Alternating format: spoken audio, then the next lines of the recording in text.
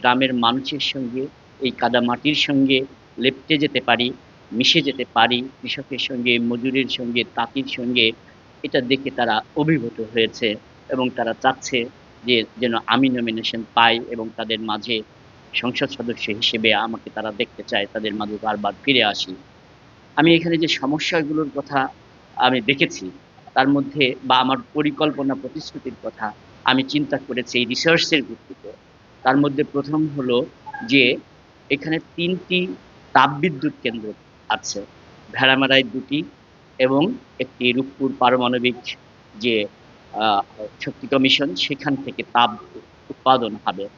এরকম একটা সুযোগ আ বাংলাদেশের অন্য কোনো অঞ্চলে নেই। এই তাপবিদ্যুৎ আ কে কেন্দ্র করে এই অঞ্চলে মিরপুর ভেড়ামারায় আ কৃষি জমির কোনো ক্ষতি না করে বিরাট শিল্প অঞ্চল গড়ে তোলা সম্ভব। এবং আমাকে অনেক ব্যক্তিগতভাবে দেশি বিদেশি অনেক মানুষ তারা এখানে উদ্যোক্তা হিসেবে কাজ করতে চায় এবং এখানে লগ্নি করতে চায়। কারণ এই অঞ্চলটা আরো একটা দিক থেকে খুব গুরুত্বপূর্ণ।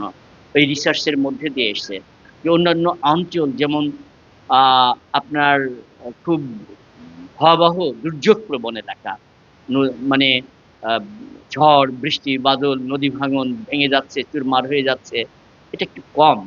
এখানে অনেক বছর ধরে শত, শত হাজার, হাজার বছর ধরে আদিবাসী মানুষ বসবাস করে। তাদের মধ্যে একটা স্থিরতা আছে। শিক্ষায়, গুণে, মানে এখানকার খুব আ মানুষ খুব গুণান্বিত। তো আমি প্রায়োরিটি দিয়েছি বেকারত্ব। এই বেকারত্বকে আ সামনে রেখে এই শিল্প অঞ্চল গড়ে উঠলে তখন এই মিরপুর ভেড়ামারার শিক্ষিত যুবক যারা বেকার হয়ে আছে, আ মানে সেই বেকাররা এইখানেই তাদের মেধা, মনন, শিক্ষা সবকিছু দিয়ে আ তার পারিবারিক, সামাজিক এবং সব জায়গায় মর্যাদা সম্পন্ন হয়ে উঠবে।